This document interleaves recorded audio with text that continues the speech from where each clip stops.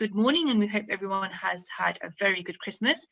My name is Arti. I'm just going to wait a couple more minutes for a few more people to attend, and then we are going to do a quick introduction about Midas, who we are.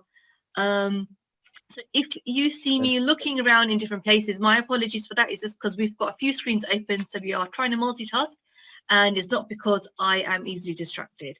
And I've got Sam as well with me as well. So morning, afternoon, Sam. But how you been, Sam? You been well? Haven't seen you for a couple of days. Yes, I've been, last night was fantastic, great event. So yeah, ready now. Let me go to share that. I think we've seen some familiar names on here as well. A lot of people attended the event last night, which we had with Simon. So it's, like I said, it's great to see everyone's dedication during this Christmas period as well. I know a few people have been asking us about this webinar and the previous webinars as well. Just to give you a quick heads up, all of our webinars are recorded, and we do then share them on our YouTube page as well. So after this event, give us a few days just to edit the videos down, and we do share them on our YouTube channel. And in a few days' time, we'll be able to share that link with you guys as well, because I know some of you are joining us a little bit late, and some are joining or leaving a little bit early as well. So I think we're just waiting for Mike, but in the meantime, I think I'm ready to do a quick presentation about Midas, because I do see some new names. So are you good for me to? Yes, indeed. Yes, you can start. Share my screen. For some reason, I am not able to share my screen, Sam. Oh, I hope you didn't pass all the powers on to me. I think I did. I think you got to pass them back to me now. Yeah, let me see. Let me make you a co-host. This is what happens when you don't do a webinar for a few days, right? You forget. Okay. I see. I can. Yep. Yes. Thank you very much, Sam. Yes, we can do that now. All right, I hope everybody can hear and see my screen as well. So I'm going to let Sam be my eyes and ears. Before I continue with the presentation, just really quickly, we have enabled chat as well on here as well. So if you have any questions, please feel free to write them in the chat. We will have a Q&A session at the end as well. So today you are attending the Midas property event with our guest speaker, who is Mike. Mike is going to be talking about social housing, the opportunities and the benefits as well. This is not just for landlords, existing landlords, but also an opportunity for potential landlords as well. So I'm sure you're going to find this event extremely useful. Again, because of the restrictions, we are going to be streaming all of our events online. So we want to thank you very much for registering your details. Really quickly, we are going to do a quick introduction for the next couple of minutes. We're then going to have Mike on in about 10 minutes or so. He's going to be doing his presentation about social housing opportunities. As soon as Mike has finished his presentation, we also have a Q&A session as well. So if you've got any questions, you are more than welcome to type them up on the chat. If your questions are a little bit too long, you can raise your hand, and we are more than happy to have you on the panel as well and talk directly with Mike and with Sam as well, who's going to be co-hosting with me as well. Afterwards, we will be staying around, so if you've got any questions about buying or selling in 2021, then feel free to talk to myself or Sam as well. Hopefully we'll be able to wrap it up around 2:30, but you are more than welcome to stay as well. Who are we? Midas Property Group. We are, I don't even know how to start, but Midas Property Group, we sell and buy properties on your behalf. As well as that, we also do a lot of events as well. So 2020, we've actually been doing all of our events online. We work with auction companies as well. We do property question time, and the whole benefit of this is by giving all of our attendees more information about properties and how to buy and how to sell as well. We do work very closely with a lot of auction companies, for example, Auction House and Network Auctions as well. We work with a few councils around the borough as well. We help landlords as well. We do a landlord forum. We provide landlords with a lot of information about changes to housing as well. We also, like I was mentioning as well, which is what Sam really does, is we buy and sell property on your behalf. So if you are looking to acquire property anywhere in the UK, then you can always talk to Midas Property Group. So that's a little bit about us. These are a few pictures which seems like a lifetime away, but they're actually taken back in February with a couple of our guest speakers. Property coaching is something that Sam does and he covers as well. So if you are new into property or you would like to gain some new skills, then you can always chat to Sam as well about how to increase your property portfolio as well. So that's something that Sam is very good at. Right, okay, types of properties that we do. Sam's going to get into more detail about this, but we've also, if you are looking to sell your property, we can assure you that we can do this off market if that is something that you're looking for as well. I am wary of time, so I'm going to skim through a little bit as well. We are on all social media platforms more than ever during this time as well. So if you are looking for something or if you'd like to contact us, we are generally in the offices. Recently we are more online than anything, so if you are looking to get in contact with us or find out more about our events, if we are buying or selling, then you can always chat to us through our social media platforms as well. And like I did say earlier, all of our webinars are recorded on YouTube, including some of the properties that we have with walkthroughs as well. I'm going to give a quick introduction to Sam. Sam is going to be co-hosting this event with myself. Sam has successfully attended all of the auctions in and around London, I can say, for the past 7 years now, not 6 years. I think this needs a bit of updating. And I think you've attended far much more, Sam, in the past year as well, with 2020, with all of the auctions being online. So you've attended a lot of auctions. So if you are looking to find out more about how you can buy or sell at auction, then Sam really is your go-to person as well, because he is, I can actually say that you are an expert when it comes down to property auctions. So he really is your go-to person. Mike Frisby, your guest speaker for today. Now, I'm not going to talk too much about Mike. I'm going to let him do the talking and introduce himself to this presentation, because he's actually got a very good presentation about who he is and what he does as well. Property news, I'm going to skim this a little bit. I'm going to go back to this for Sam, but more excitedly, I've got a couple of upcoming events taking place. Now, a lot of you have actually registered an Eventbrite. If you go back to our Eventbrite page, you can see our upcoming events.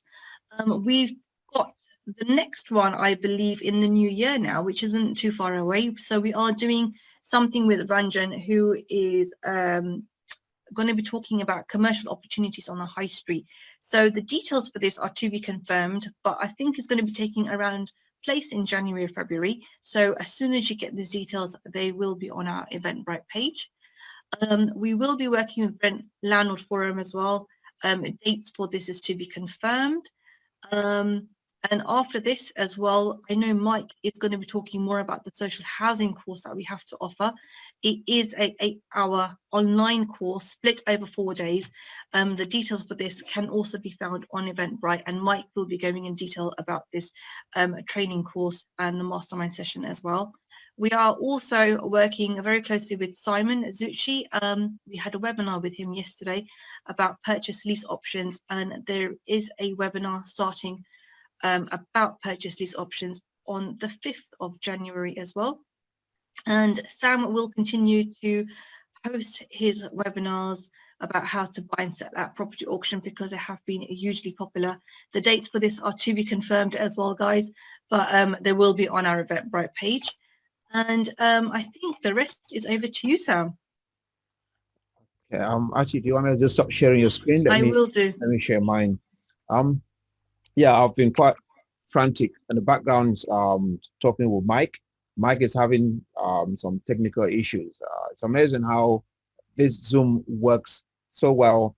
You test it, try it, and it all works, and then suddenly when you actually need it, like you had some problems last night, isn't it, with a power outage, is it? Oh gosh, yeah.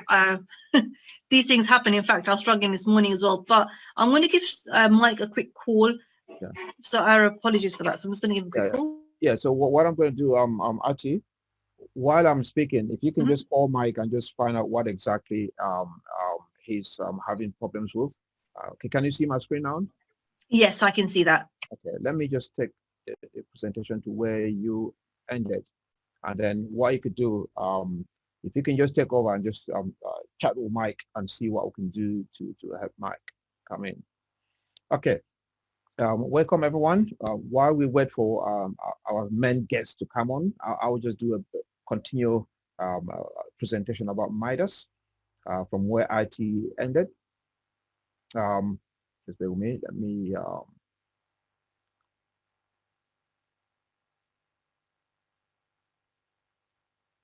Okay, so I'm not going to do any presentation about those ones now. Okay, Midas, one of the key service that we actually offer as Midas is that we have a couple of clients, a few hundred clients that we have a massive database of about 40,000, but there are about maybe a few hundred clients that we work with almost on a monthly, a daily, weekly basis. Those ones we call them return clients, where we actually research areas, we acquire properties for them at a fee. Our fee normally is a minimum of 2%. Well, it's 2%, a minimum of £5,000.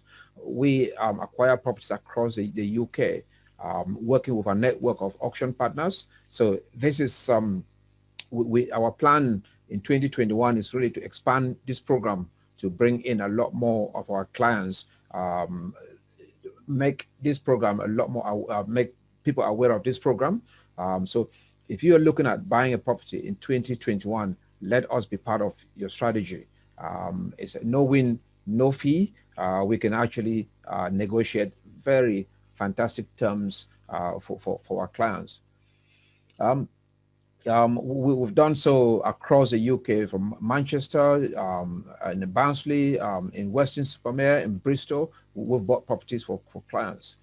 We do have a couple of great investments that we are showcasing right now. This one, it's a block of flats in Luton. We just sold one on this same street a couple of weeks ago for 500,000, high yielding. HMOs in London are a great investment strategy to actually increase the yield. However, with the increasing prices of our properties in London, I think if you are buying into, say, Harrow right now, and you buy a property, make it into a HMO, you'll be very lucky to get more than a 5 or 6% yield, which, in my opinion, it's a lot of work for that small yield. Out of London, say in Luton, Barnsley, in other towns out of London, we can get you not just HMO, but we can get you maybe a small block of flat for the same price of a HMO in London. You can get a block of maybe 4 or 5 flats, which can give you a much better yield, and it's less work because you are actually letting them out as single lets. So this is a great block that we have in Luton. It will give you a fantastic yield. We actually research this very well. We have videos, we have floor plans, which if you contact us after this, we can give you all the details. Then for those that want to get into property developments, there's some fantastic small sites to start off with in neighboring towns not far from London. We have access to one of those sites, a few actually in Luton, but we're showcasing one, but we have quite a few in Luton that we can actually share that with you after the event, if you are interested in getting into some property developments. Then we again, for those that have to definitely stay local in London, we do have some great semi-detached terrace properties in Harrow, Barnet. Barnet, not if you want to do HMO, then you please do not consider Barnet, because Barnet is not Article 4. So the Harrow is not Article 4. Brent will soon be Article 4, So Harrow right now is where everyone that wants to do HMOs in London is actually looking at. We do have a fantastic property, a guide price of 500,000 in Harrow. It's, see, HA3 in Harrow is an area that I know like the back of my hand. There are 2 or 3 types of constructions in HA3, especially around the Harrow Wheels station. There's some properties that have 3 living rooms by design. They were built that way. They're much bigger, and this one is one of the bigger ones. Just around the corner from this property, this is probably about 91 square meters. Most other properties across the street are 71 square meters. So this is a bigger version of the HA3 houses. So please, if you're looking at investing in Harrow, please let us know.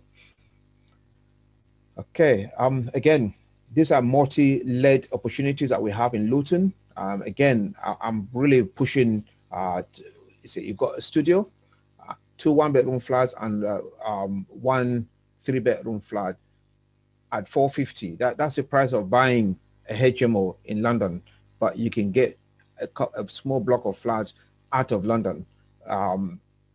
To our client base, I'm personally pushing a lot of our clients, educating them to look at buying a couple of these small blocks out of London that require very, very low maintenance. Most often, we have a local agent that would look after the properties for you if you're not into self-management. So this is a fantastic yield. Again, different investment opportunity in Luton, and we have quite a few more in Manchester. We have some in Wolverhampton. We have opportunities across the UK, but I just thought, let me emphasize and showcase Luton because it's 15 to 20 minutes drive out of London for most of our client base that are North London based. Again, it's a Luton day today. Again, great opportunities in Luton for developers. Coming back closer home, let me see if Mike has come on.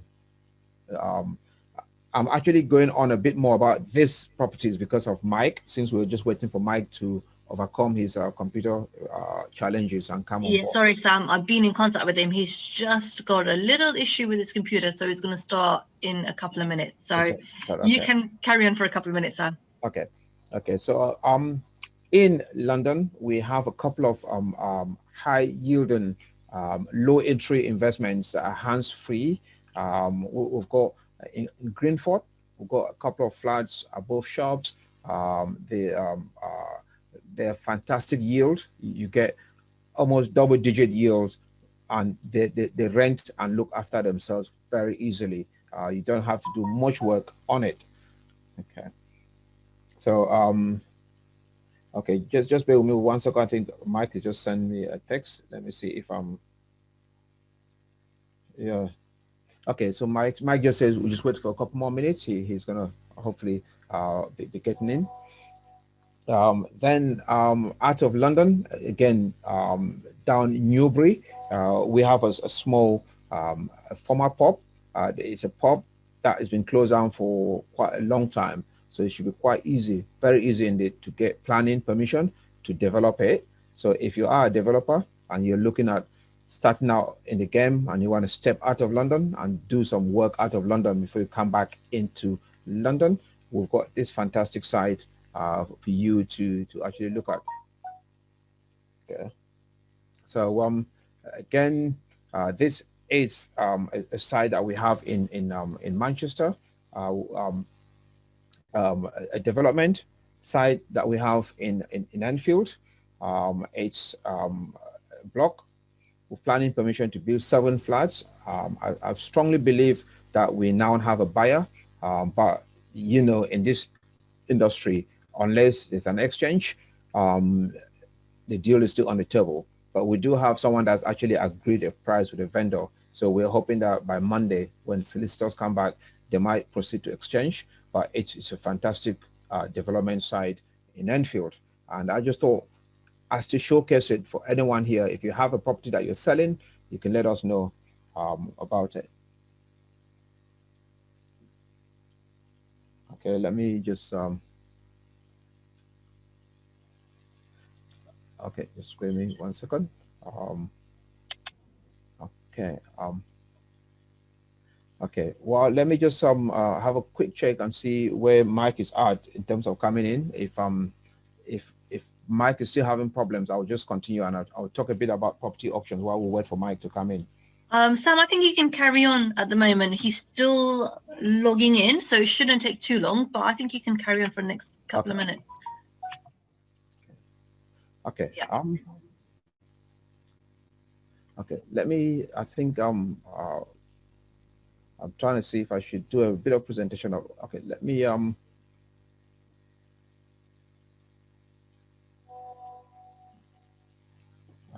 Yes, he's in now, Sam. So I'm just gonna. Oh, I say I can. I'm almost there. Okay, so I think what I'm going to do, I'll just do a Q&A as opposed to doing a presentation, so we can stop at any time when Mike comes. So I'm going to switch off my my sharing rather than start any presentation. Since Mike might come at any time, let me do questions. If anyone has got any question on property investments, please put it into the Q&A. We can pick it up. If Sam, he is online now. Mike, I can see him. I'm just waiting for him to share his screen. Yes. Good morning, Mr. Mojani. It's always good to see you online. Good. Yeah. So while we're waiting for Mike, I'm ready to take on any questions from anyone. Let me see on the chart. You can either put the questions into or please, can you put the volume up? Okay. Let me see if my volume is too low. Okay. Let me see on my mic. Okay. Can you hear me? Is my volume okay now? I can see. I think Jay said, can you put the volume up? Let me see if my volume is a bit too low. Okay. It's okay. I think Mike is nearly here. Okay. Let me look in the Q&A. Okay. Volume okay. Volume okay. Good. Good. Is HMO a commercial property? Yes. Okay. This question, is HMO a commercial property? It depends on how you look at a HMO. A HMO, of course, is a house in multiple occupancy. Is HMO a commercial property? In the broad sense of it, a HMO is a residential property because it's being lived in by humans, so it makes it a residential property. However, from a financial point of view, if you have a HMO that has more than 6 persons in it, say 7 or 8 people, and you have planning permission to actually run it as a HMO, you can decide to instead of actually having that building mortgage as a brick and mortar, you can decide to have a mortgage that's based on the income, on the cash flow. That would then make it as a commercial lending. So from a financial point of view, you can make a HMO to be a commercial instrument, a commercial property, by financing it as a commercial loan. If you get a commercial loan that's based on the yield, it changes your lending from a brick and mortar lending to a commercial lending. So I hope that answers your question. If HMOs are a commercial property. In terms of commercial lending, you get a bit more money than the brick and mortar, but there are the good and bad things about having, or the plus and negatives about having commercial lending. With commercial lending, you have what they call the loan to value covenant. Say, with a normal buy-to-let mortgage, if you have a buy-to-let mortgage, as long as you're paying your mortgage every month, it doesn't matter what the value of the property is. The value of the property could go into negative equity. The lenders would stick with you. As long as you're paying your rent, your mortgage on a monthly basis, you're fine. But when you have a commercial mortgage, there's something they call the loan to value covenant, which means if your mortgage is a 70% loan to value, If for any reason your mortgage lender thinks that the values in your area have actually dipped, they have the right to ask you to make up the funds to make sure you're always 70% loan to value. So that is one of the dangers of actually going into commercial lending, because you might be called up to top up your mortgage at any time if values of properties in your area dip below your loan to value. So yes, so I hope that covers the HMOs and commercial property bit. Okay, we've got one here. Is there any borough in London that is not an Article 4 area? Yes, there are many boroughs in London that are not Article 4. There are few that are Article 4 actually. Not in London. You have boroughs like Brent. They've just gone Article 4 borough-wide. You have boroughs like Havering. Havering has gone borough-wide for any property that's not detached. But most other boroughs have gone on a basis of picking particular areas. Say Redbridge Council has specific areas where they've gone for Article 4, so it's not the whole borough. I think what I would do is we get this Article 4 question coming up all the time. I think we would need to actually put together something and send out where people can actually find out which boroughs and which areas are Article 4, and most importantly, which areas will soon be Article 4. Okay, so I think again a follow-up question on the commercial lending. So would have to be in a company. Now, actually, commercial lending is great if you have it in a company name, but you can still do it in your own name as well. But it's not the best thing to do. Start investing now in your personal name. There's a question: is Harrow Article 4? No, Harrow is not Article 4 at all, and Harrow has not applied to the Article 4 yet. Brent Borough is not Article 4, but they have applied and they've had the application granted. So Brent Council just waiting for the right time to announce that, yes, we are now in Article 4. That was meant to have been done in November this year, but because of the lockdown, the COVID, they've actually postponed it. We don't know for how long. So if you're looking at doing a HMO in Brent, get in there, get it done before Article 4 comes in. Okay, let me see any more. Okay, there are no questions again in the chat. Let me see how, okay, let me just have a quick. Right, Sam, can I give a quick update about Mike? Yes. He has a little bit of technical issues, so he sends his apologies, but he's trying his best to re-log in again as quick as he can. So we are just trying to find out how we can get Mike back on to the panel. I saw him show up a while ago. He actually came up. He did. He just seems to have internet issues wherever he is. So I've asked if he can log on from a different device. Hopefully, very soon, guys, we'll be able to have Mike and his presentation, because I know we've got so many excited people. I mean, Mike's presentation is a great presentation. It's definitely way worth waiting for. Absolutely. So let me see. There's one more question that's coming. Okay, we've got a different. Okay. Oh, let's say. Okay. Thank you for your answers. What investment strategy would you most recommend for 2021? Okay. They should have been on the webinar last night, because that was brilliant. Absolutely. And then there's one here again that say, Sam, can you please summarize what Article 4 is? Okay, just let me, I'm going to come to the investment strategy, but I will do Article 4 first, because it's a much quicker one to deal with. What is Article 4? Article 4 is quite a broad concept. It's really, there's certain things that you can do to a property without planning permission in an area. When an area becomes an Article 4, those rights are taken away from you. An example is HMO.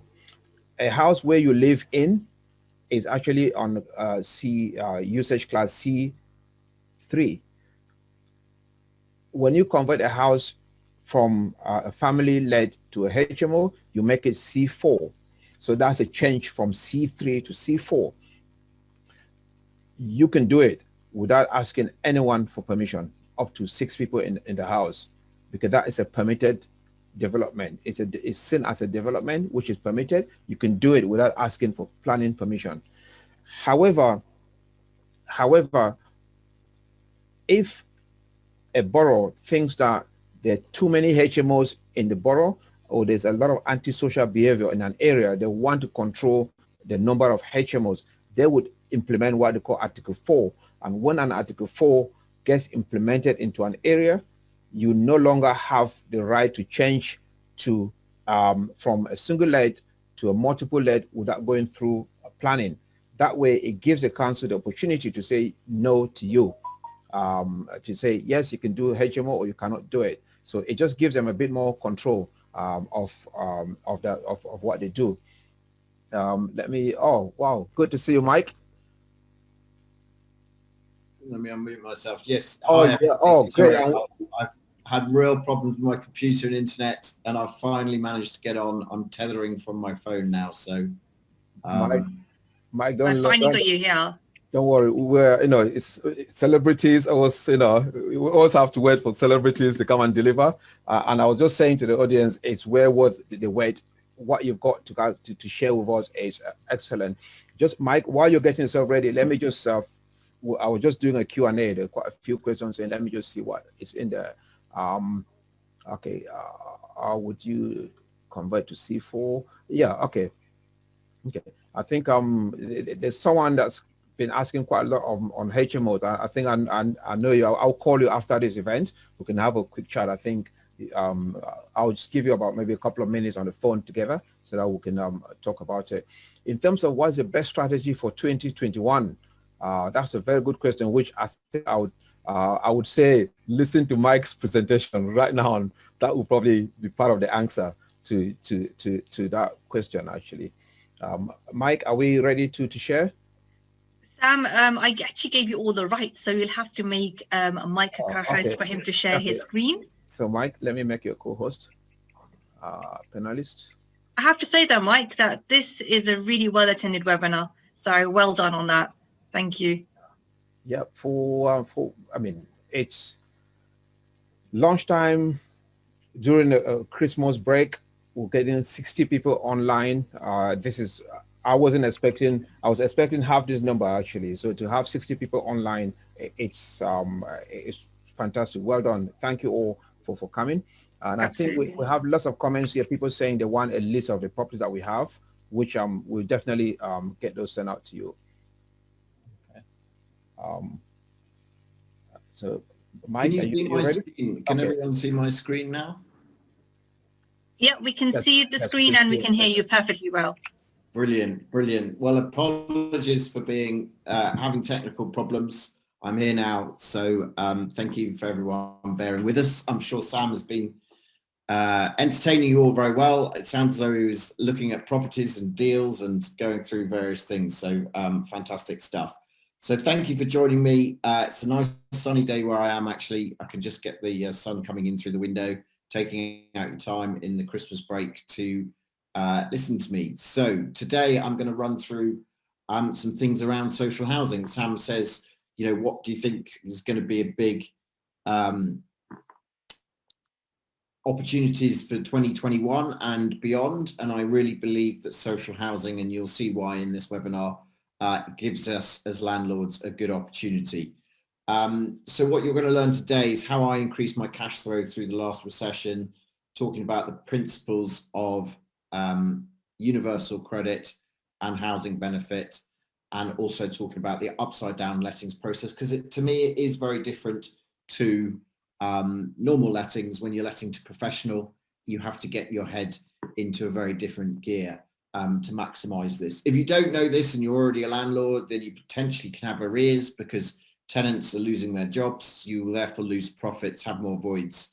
And again, if you don't understand this, even if you do let to housing benefit tenants, you might end up with the wrong tenants by not following the upside down lettings process. If you wanted to, so I have a free gift If you stay to the end, I wrote an article for the Your Property Network magazine around social housing, and you can get access to that and the chapter that I wrote in this book, Property Innovators, which went to Amazon bestseller.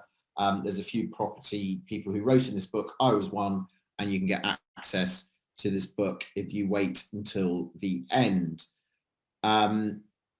So I very much believe in creating options for yourself so you're in control or you will be controlled. And I think, you know, in some ways, never has there been a time to be basically fending for yourself, looking after yourself, because with this pandemic, we don't know what's going on. And so many people are losing their jobs, which is so out of their control. But if you've got things in place to look after yourself, multiple streams of income, passive streams of income, potentially this is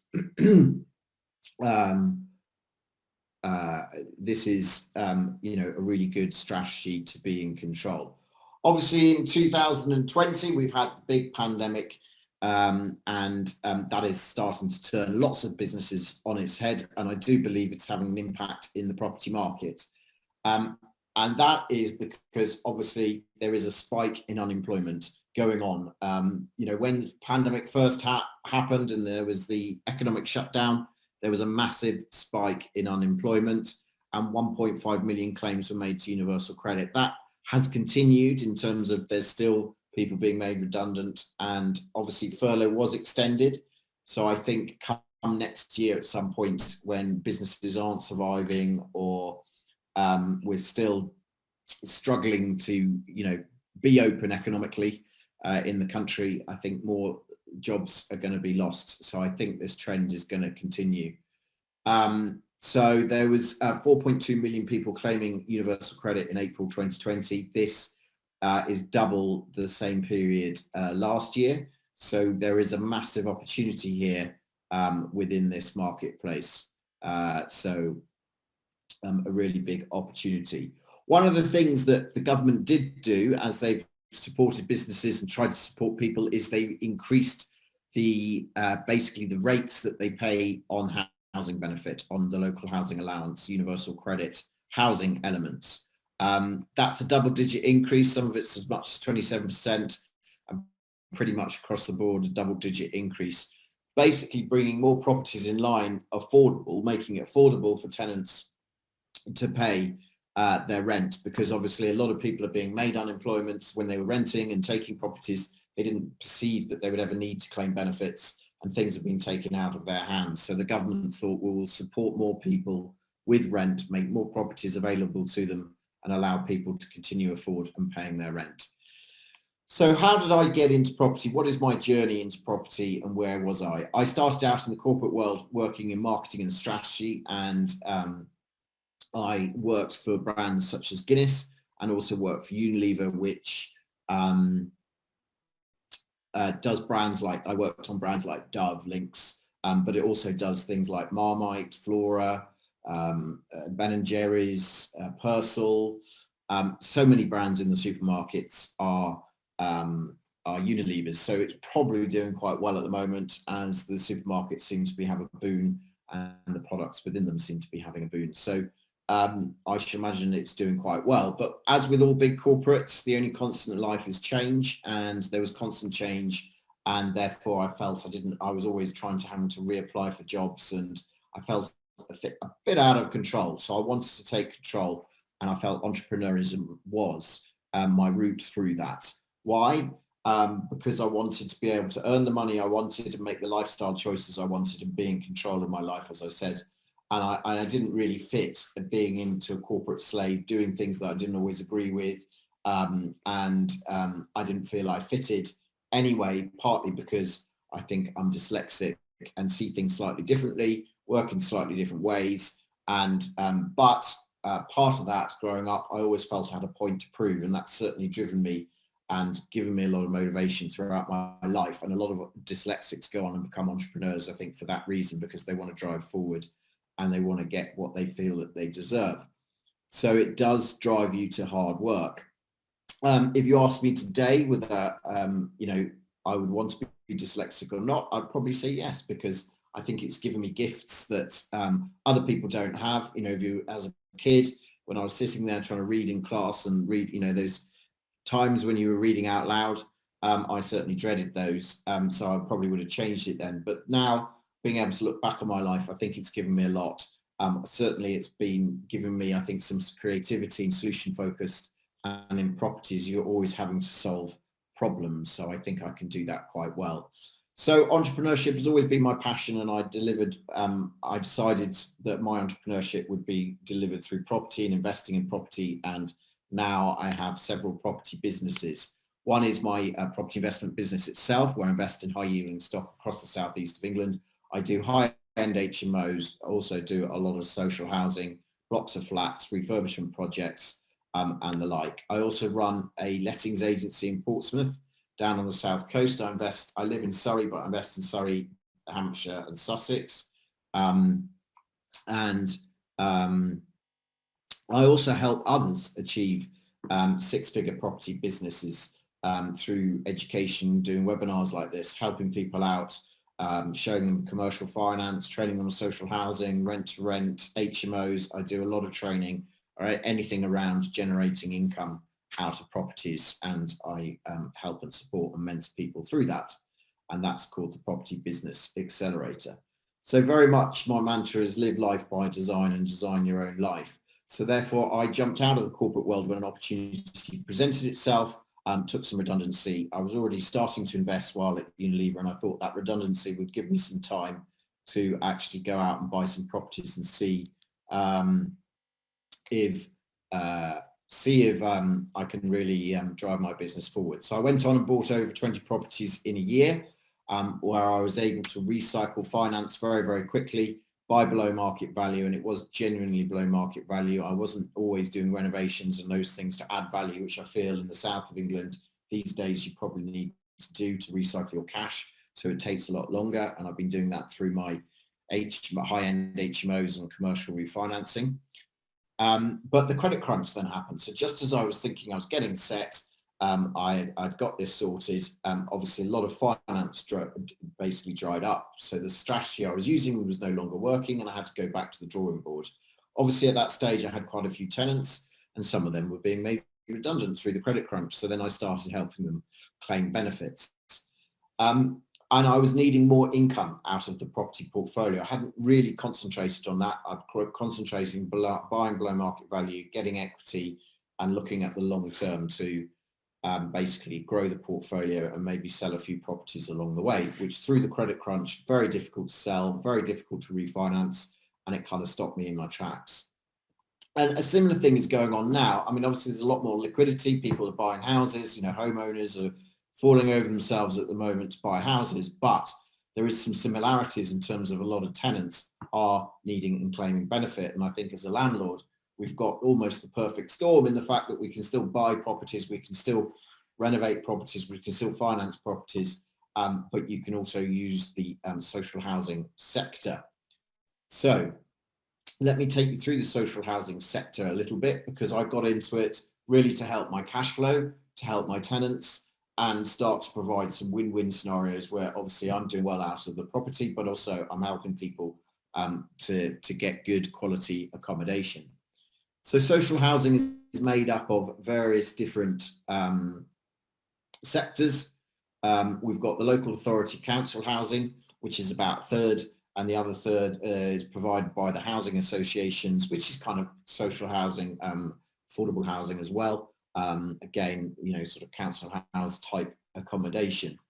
And then there is basically us as private landlords, people who go through universal credit and claim universal credit to pay their benefits, also operate renting from private landlords, which is us, and we're about a third of that as well. And that marketplace is about 20 billion. So you can see it is a massive market. It's one of the biggest budgets that the government has every year, is to provide housing for people, affordable housing for those on the lower incomes.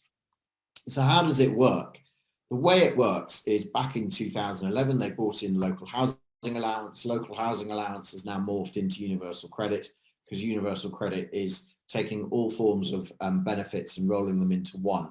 So the way that they rolled in local housing allowance into the universal credit is they basically took all the principles that they'd established in local housing allowance and morphed them in to the housing payment of universal credit. So some things have changed, but not massive amounts have changed, but there's things that you need to understand and know about.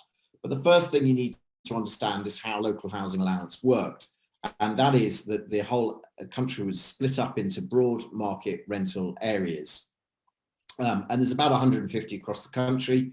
I do a lot of investing down here, down in Portsmouth. I live around here in Surrey. And my area, Portsmouth, by the way it then works. So what they do is they collect a lot of private rent data in this area, and then they set the rates according to that. Around the 30th percentile. So a third of all properties are available to people on benefits. That means that they don't have to top up. And that's essentially what they're trying to do.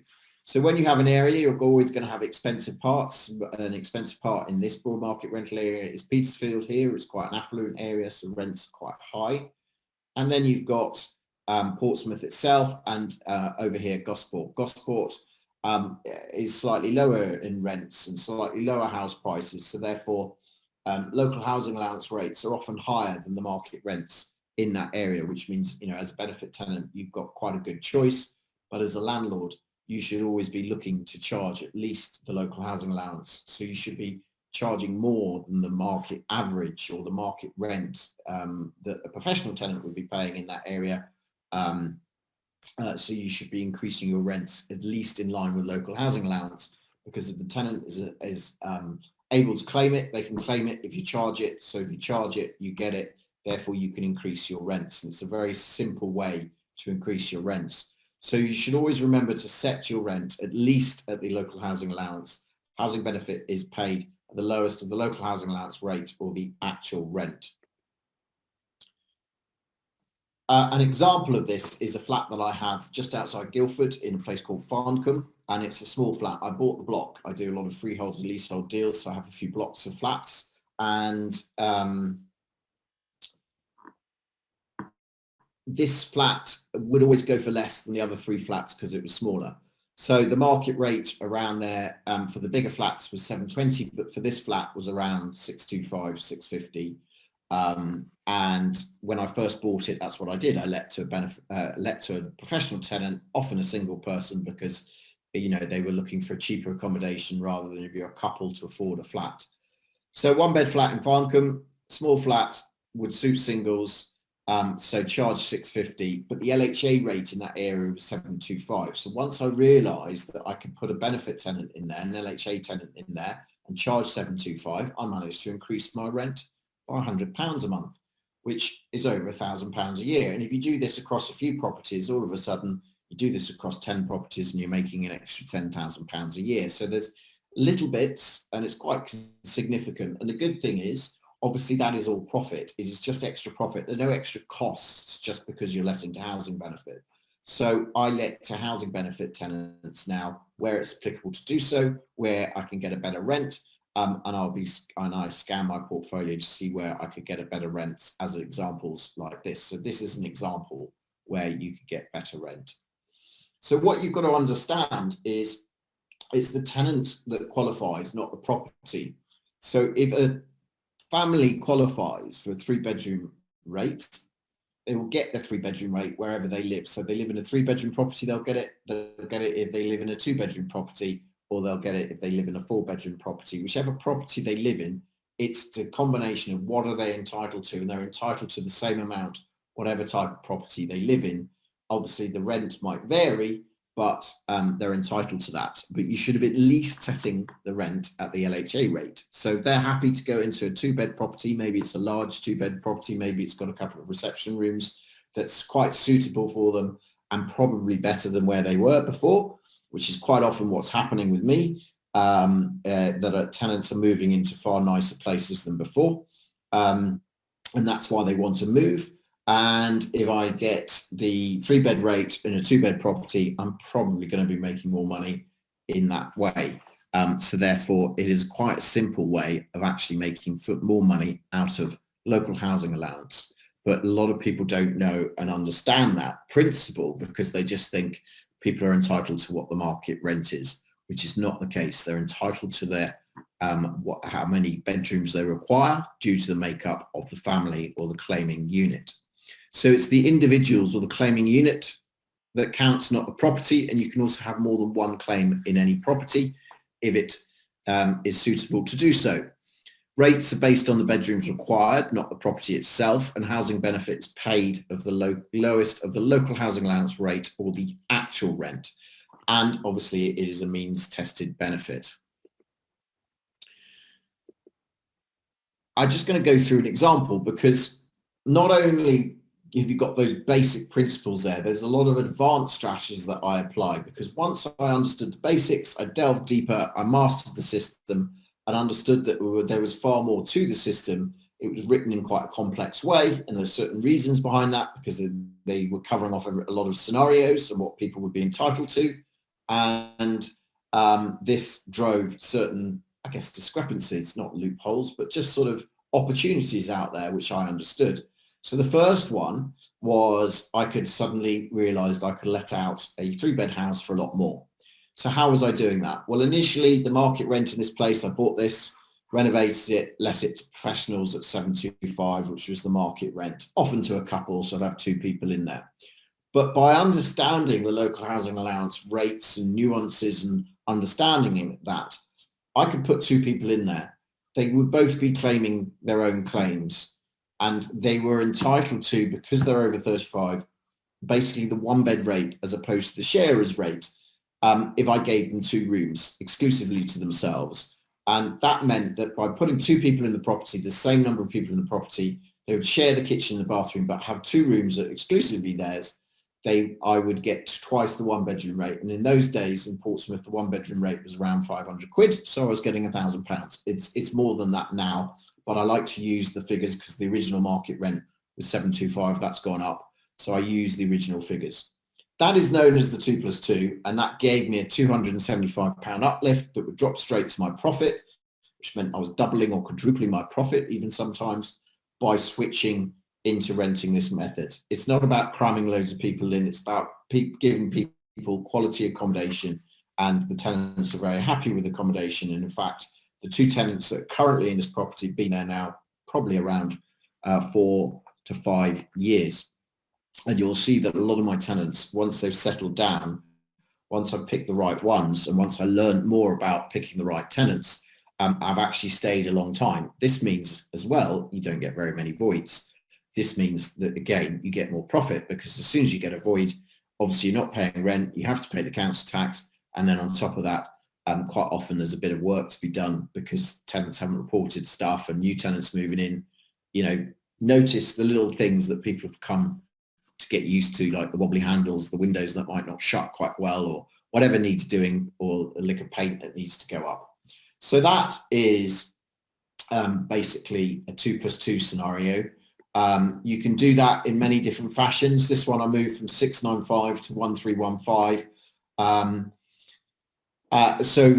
Again, that's a variant of the 2+2.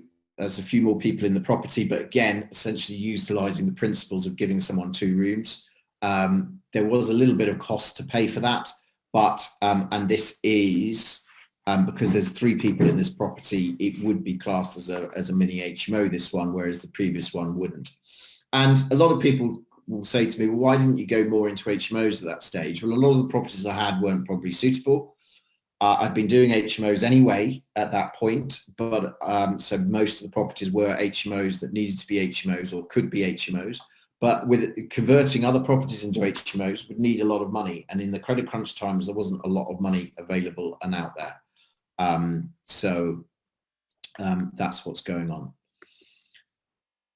This flat now, I've moved on from the strategy of just putting a 1-bed rate in there. I now get the 2-bed rate in this property, and that in the current days rent is 895. So I've moved the rent, probably would have got under professional tenant these days 700 quid, but I now get 895, an extra 195 quid for the system that I use, producing really good yields, even in the south of England. Yields that, when you look at the profit out of these things, are very similar, not that dissimilar to HMOs in the south of England once you've refinanced them up on commercial basis. So you can get some really good rental yields out of this strategy. I call this the 2-into-1 strategy, where I'm often putting mothers and babies into these flats, and they and I get the 2-bedroom rate for that. Then there is what I call the multi-family approach. And this is, again, not loads of people in a house, but the certain makeup of this family allowed me to claim more money. So let me show you the difference it makes to your profit when you can switch from a normal market rent into a LHA advanced strategy rent. So this rent here, when I was at Unilever, I rented it out for 625. It was one of my first houses I bought. I had an agent on it because I was working in London, and this was on the south coast. So in my bank account, I used to receive 552 every month. I'd have costs of a mortgage and maintenance and other costs. Basically, my costs were 322, producing 230 a month. Now, bearing in mind, my mortgage has come right down because the interest rates have come right down. I bought this a lot higher. I was probably only making 50 quid a year when I first bought it. I wasn't buying it for the cash flow. I was buying it because I got a good value, and I knew over time it would go up in value. So that's what I did. The mortgage came down, that made it a bit more profitable, but essentially I was probably making 50 quid, and if it was empty for a month, that would be it, or it was extra maintenance or something. I wouldn't make any money out of it, but it was just ticking along nicely. But with the lower mortgage, 230, not bad, I think, for a single let in the south of England at that point in time. However, I moved my rent to 1,090 because there was 2 claimants in the property, and that allowed claims far in excess of what the market rent was. I charged that rate, and that's what I got in my bank account every month from the benefits, was 1,090. The costs are all the same. There's no extra costs. It's not an HMO. It's nothing like that at all. So I was making £768 a month. That's over a 200% increase. That's an extra £538 every month. And that profit there is above the market rent.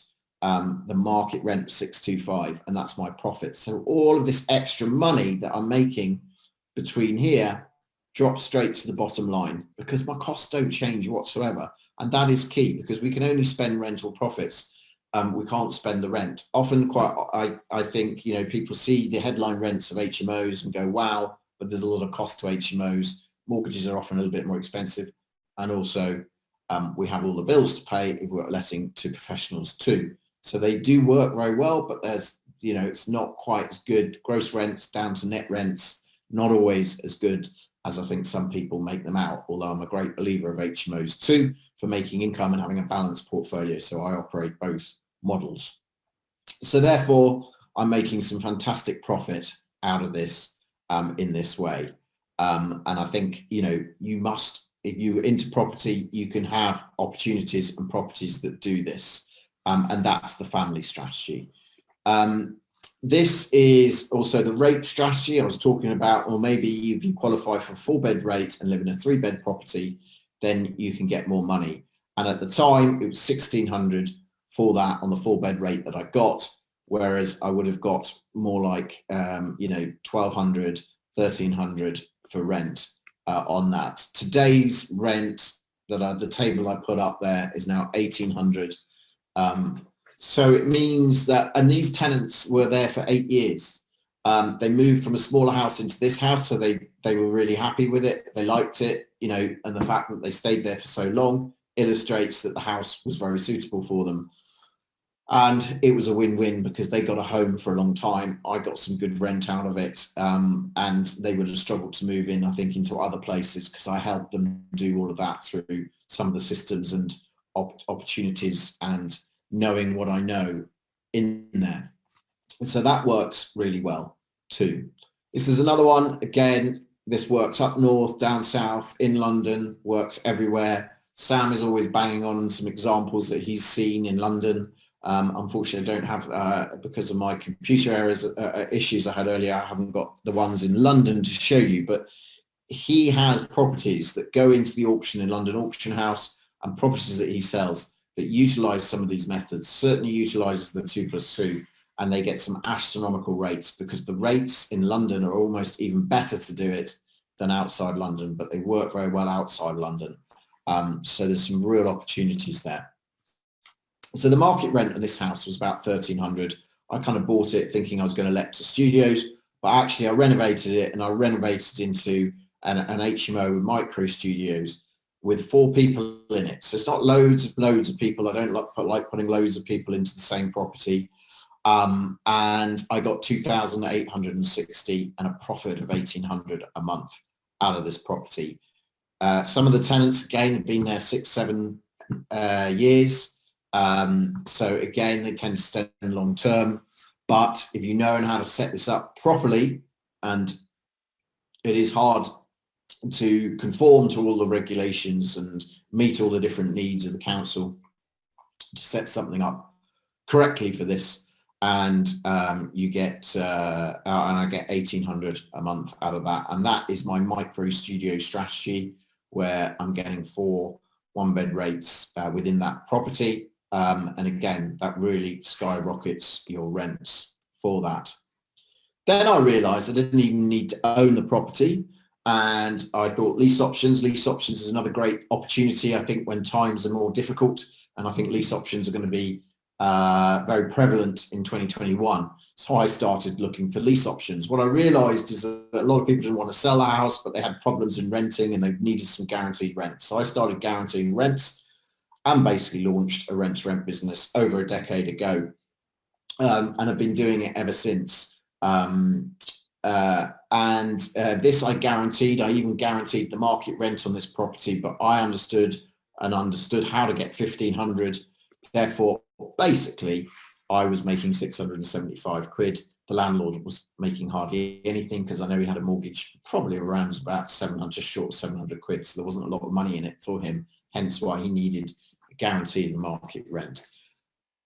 So again, you can do this on a rent-to-rent basis. You don't even need to own the property, and you can generate cash flow, you can generate profit, and you can create opportunities for yourself, especially in these tough times.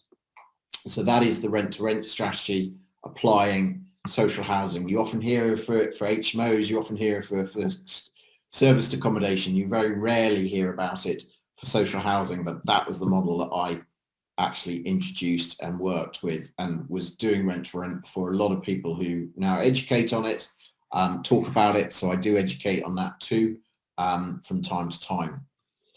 Then what's even more popular, seems to be more and more popular these days, is having a bit more of a hands-free approach. You might not earn quite so much money, but it's a real hands-free approach. A lot of people tell you that property is passive.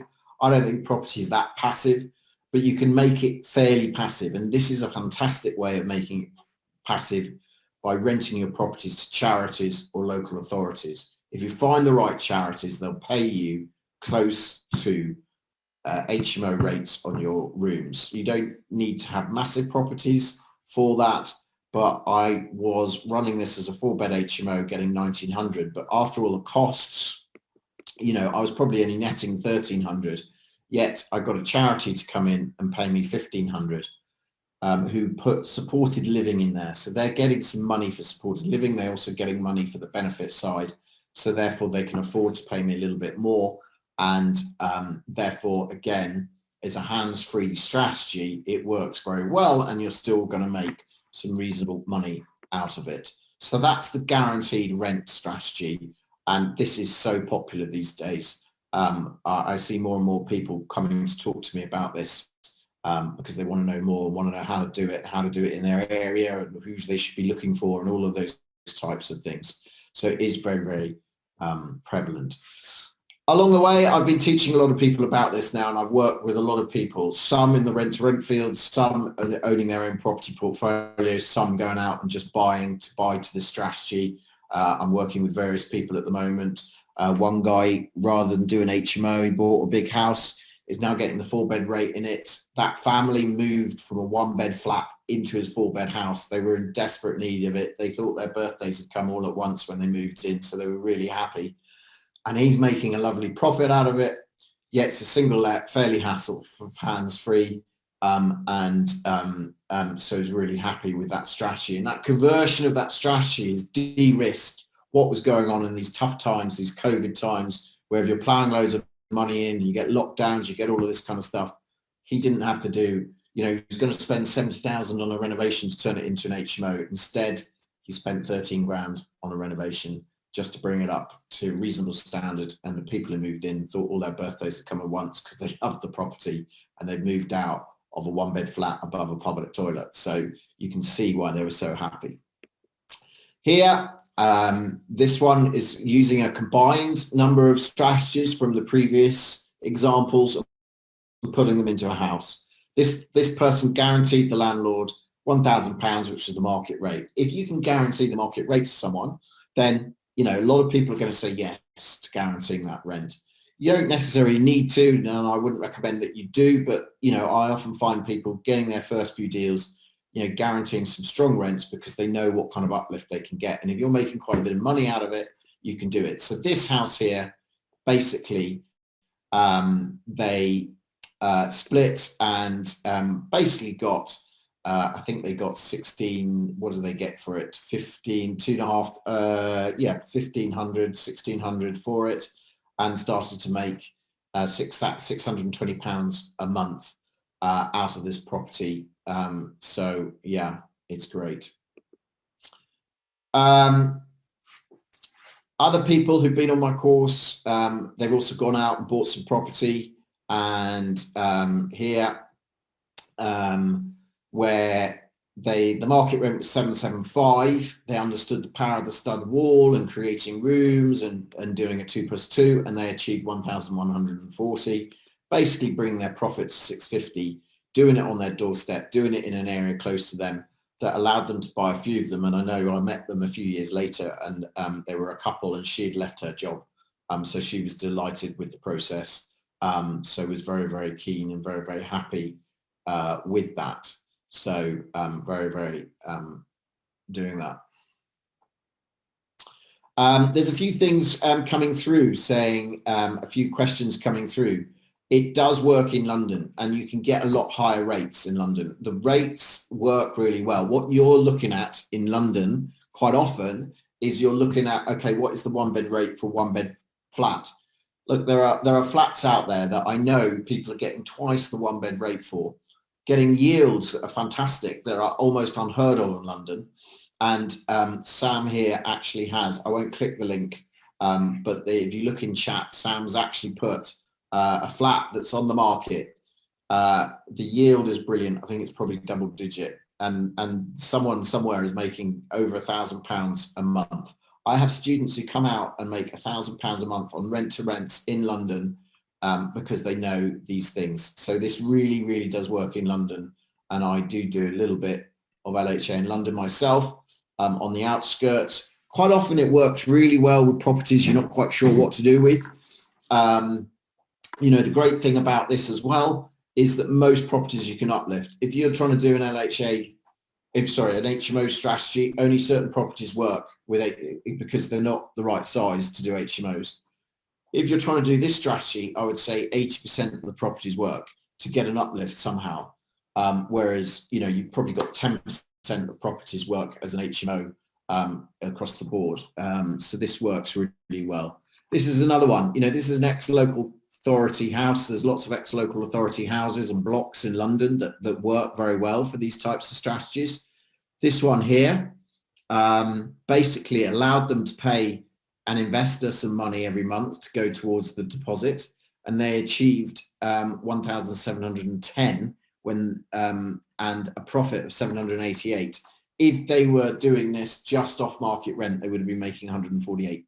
So you can see there again, they've quadrupled their rental profit by combining strategies that I taught them and sound buying and working with joint venture partners to basically set up a portfolio that allowed them to basically invest on their doorstep and get out and escape the rat race and escape these crazy times.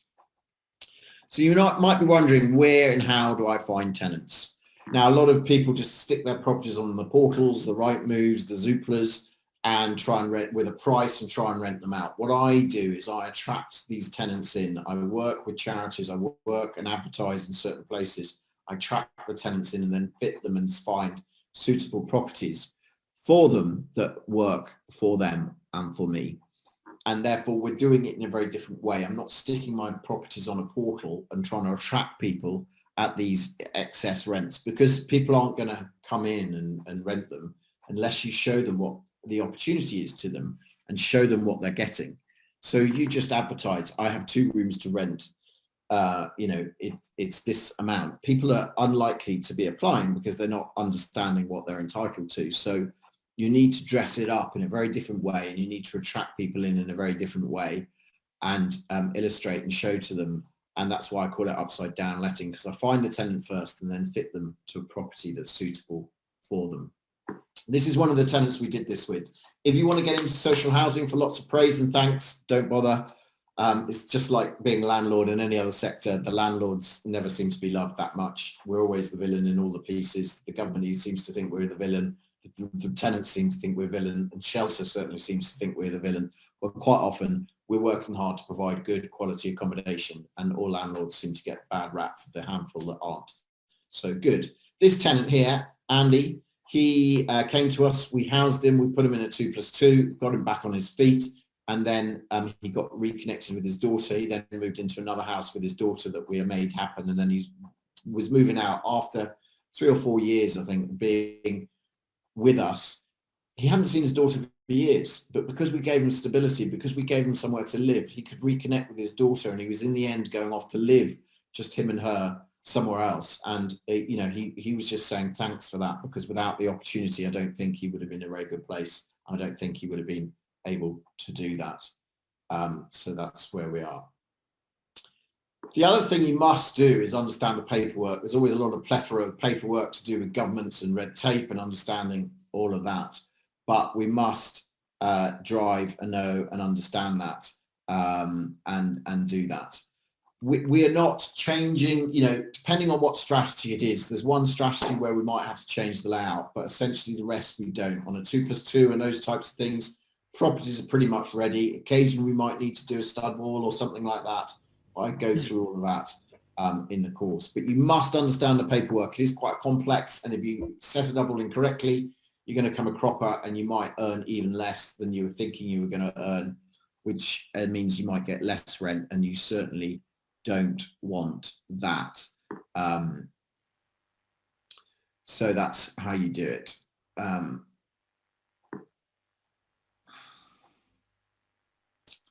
There's a few questions coming through that I'll try and answer.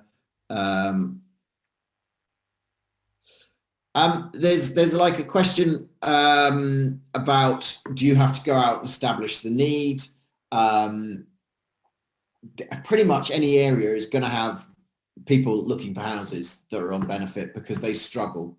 So, you know, somewhere, you know, even in the affluent places, people are struggling. So you've just got to make sure that economically it works for you. If it economically works for you, there's going to be tenants. You could test it if you want to, but, you know, I'm pretty sure there's going to be demand anywhere for social housing. There's always a need. You know, you hear about the whole queues you know, you hear about a lot of the queues for council houses and that kind of stuff. And a lot of the tenants that I work with, they're not necessarily picked up by the councils because they're so low priority for the councils. They're a little bit of a net of people who fall through from the council, but then struggle to get housing themselves, and are often sleeping, you know, sofa surfing. It's a term that is known within these circles as sort of people sofa surfing and that kind of stuff. So if you get the paperwork wrong, as I said, you could cause more issues for yourself than opportunities. So it is critical that you know and understand that and get that right. And obviously it's quite a detailed thing, doing it that way.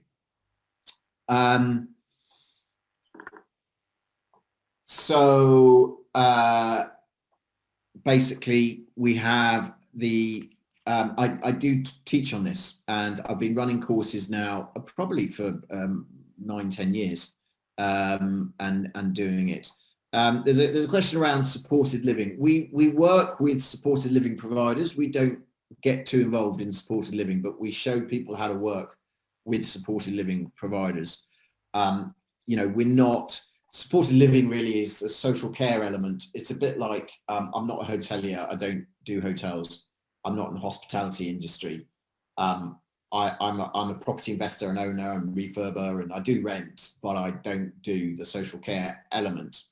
You know, we provide quite a lot of support for our tenants, but we don't do, you know, the special needs that some people have and the supported housing and the facility to do that. But we will work with supported registered providers of supported living. So we do work alongside those types of organisations.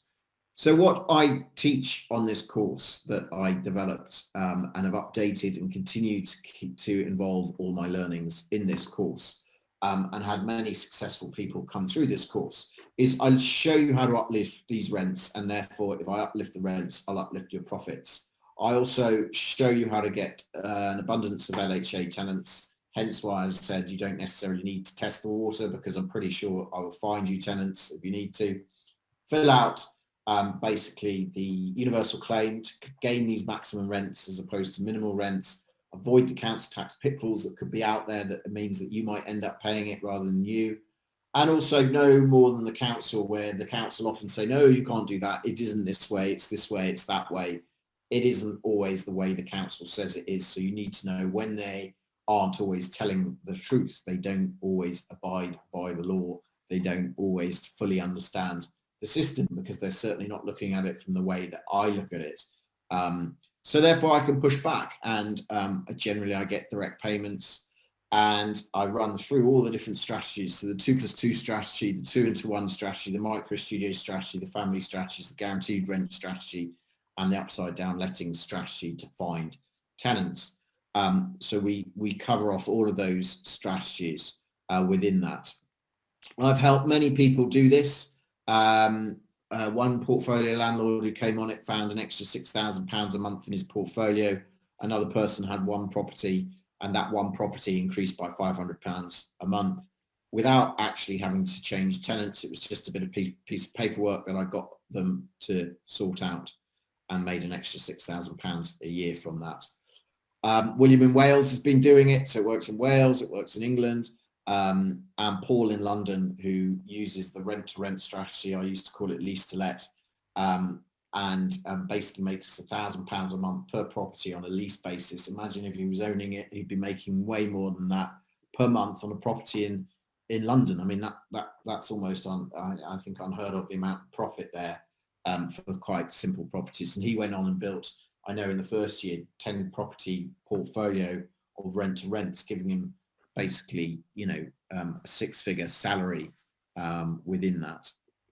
So I teach you all of those things: the uplifts in rents, the paperwork, pushing back against the council, and the 2+2 strategy, the 2-into-1 strategy, the micro studio strategy, the family strategy, the guaranteed rent strategy, and the upside down letting strategy. And I used to run this over 2 days and sell it for £997, and we had a lot of happy customers who went through that. It's also been independently verified by basically Property Investor Online, who went through and sat through some courses provided by some of the industry experts, and basically he deemed this as fit for public judgment, essential training before you do LHA strategies, and it's fit for purpose, and it completely fulfills the obligation that it was out to deliver. So he was very happy with that. And did an online review of that. So that's the course, and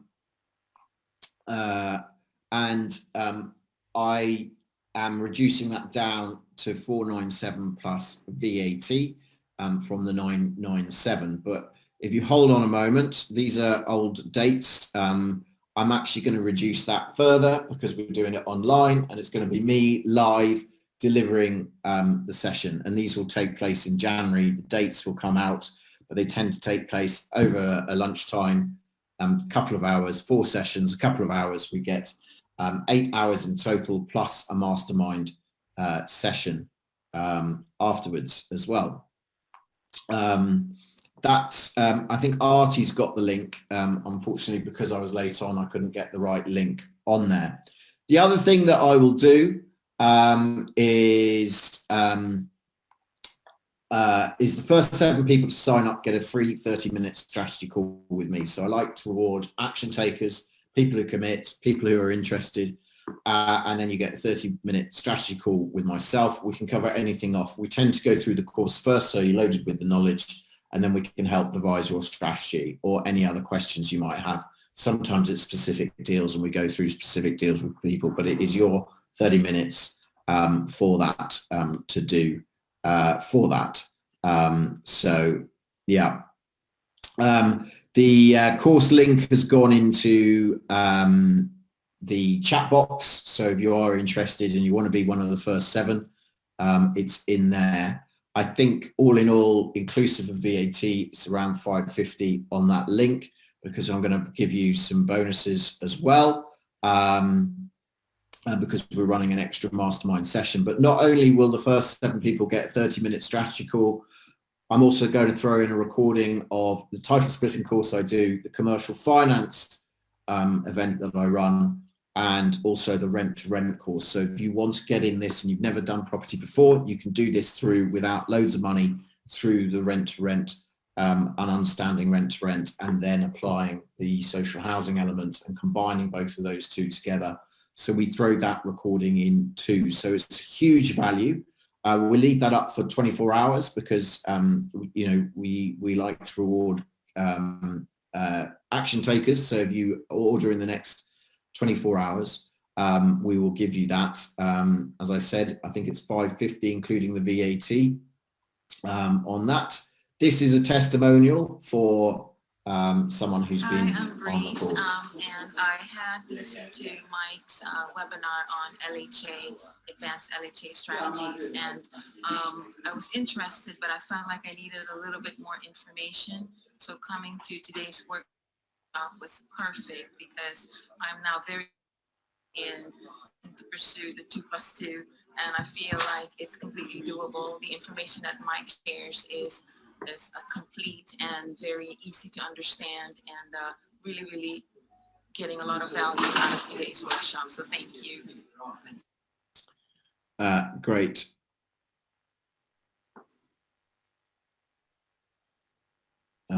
So yeah, so the link should have been in the chat box. It's important that you invest in yourself. It's the most important investment you'll ever make in your life, according to Warren Buffett. For those who want the chapter in my book and the article, please email pa@mikefrisby.co.uk.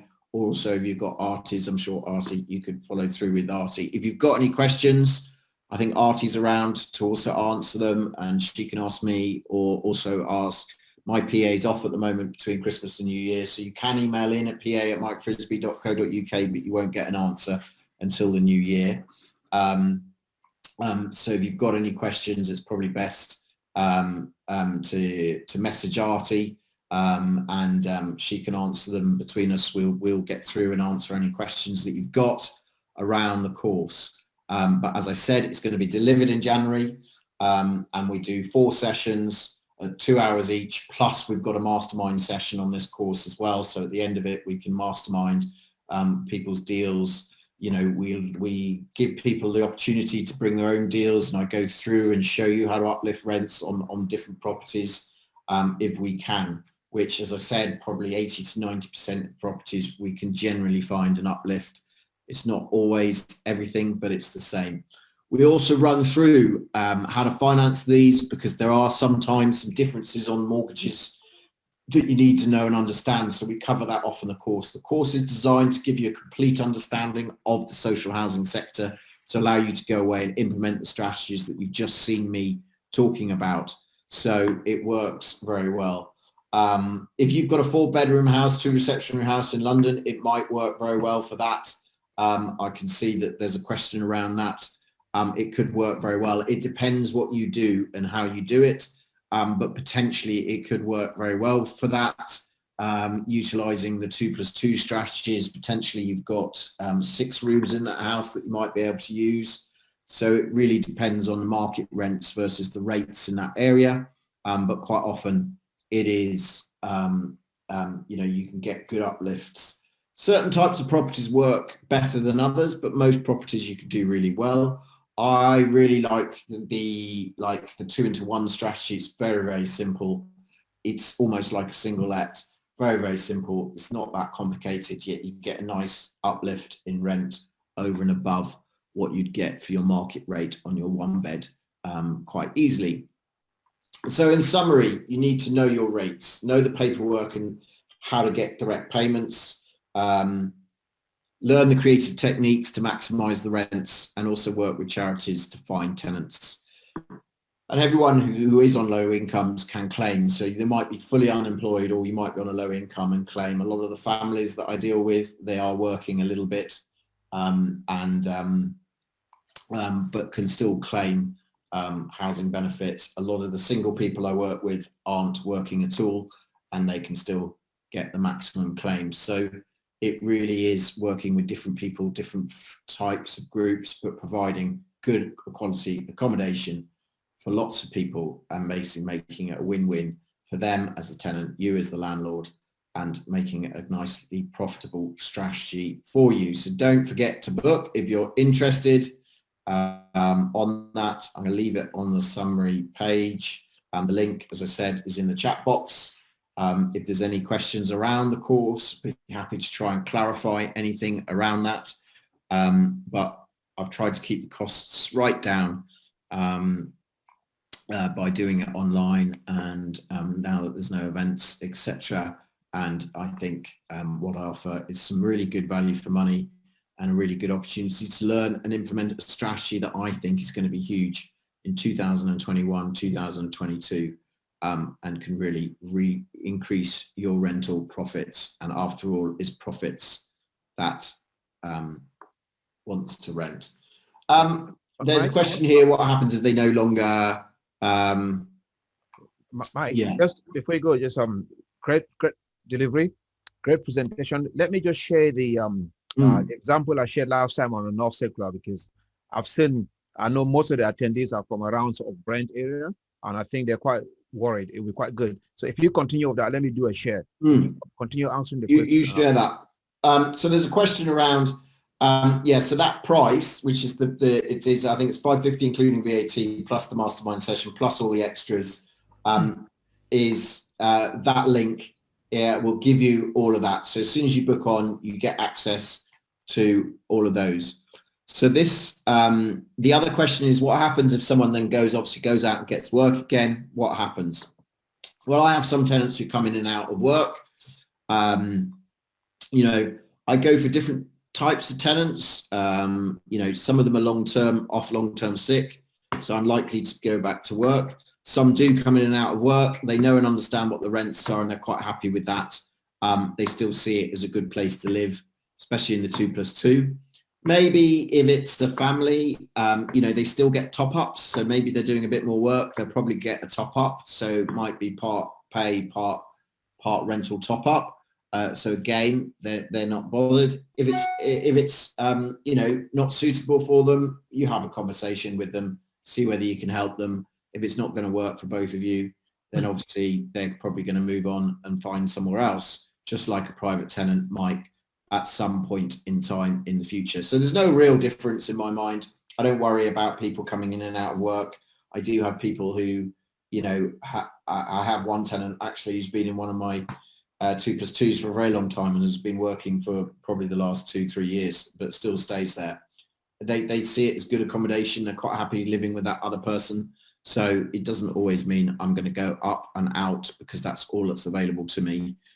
They've got to save for deposits and all of those kind of things to move on. It's expensive to move, and it's more expensive to live quite often in a 1-bedroom flat or something like that if you're a single person. So they're happy to stay where they are. Sam, are you going to go through this example that of yours? Yeah. I think most of the people that have been asking questions, if this works in London, I know most of them, the people that I deal with on a daily basis, and the big landlords around Brent area. Most of you will recognize them. As soon as you drive on the North Circular, you go past IKEA. This is the North Circular here, right here, and this building is here. You will be definitely, no one will blame you if you didn't know that this is residential, because it's right in the middle of an industrial estate. It used to be a factory, got converted to accommodation. So it's not the most attractive place to live. So if you come in, there's when I call up to go and value this for an auction lot, it's a 3-bedroom flat in a block that is not the most desirable blocks, and the landlady is actually getting a guaranteed income of £1,800. This is to the landlady, not the operator. It's a rent to rent. This is right next to IKEA, next to the tool center. Is really in an industrial. There's no lift. When you come in, the first thing that you see is a car park of prams. So you know it's a classic sort of income support residence. But the landlady is achieving 1,800 on a guaranteed rent from a rent-to-rent operator. So the rent-to-rent operator might be getting about £3,000. The first thing that struck me when I went into the property is that there were 2 single males sharing it. So that they're using the 2 plus 2 strategy here. So it definitely works in London. And what's happening in London is that there are a lot of light industrial buildings that are qualifying now with the new change of planning rules to residential.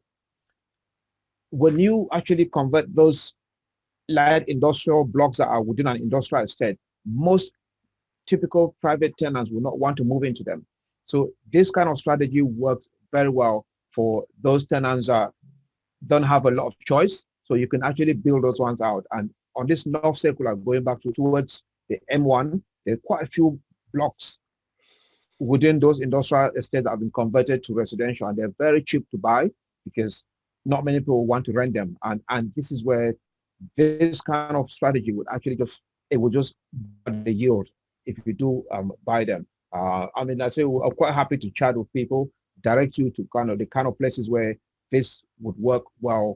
You have shops, flats above shops as well.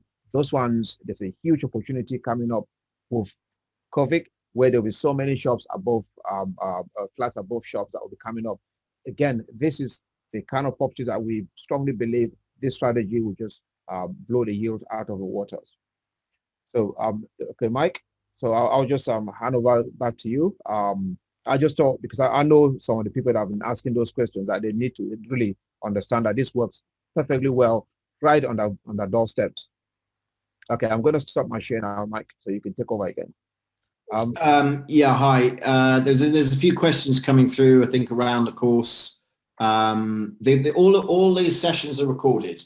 Okay, so the sessions are recorded and you can go back and watch them. So if you can't make a session, they are recorded and you can learn through the recordings as well.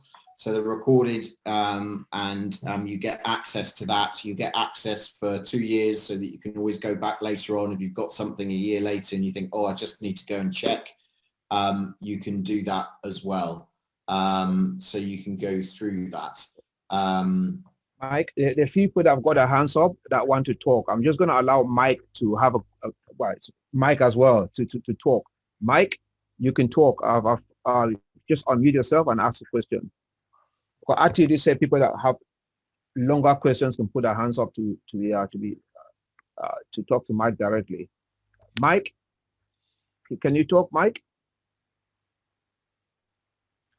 Okay, I think Mike is hiding some. Okay, I'm going to move to Jay. Jay, I've enabled. Can you talk, Jay?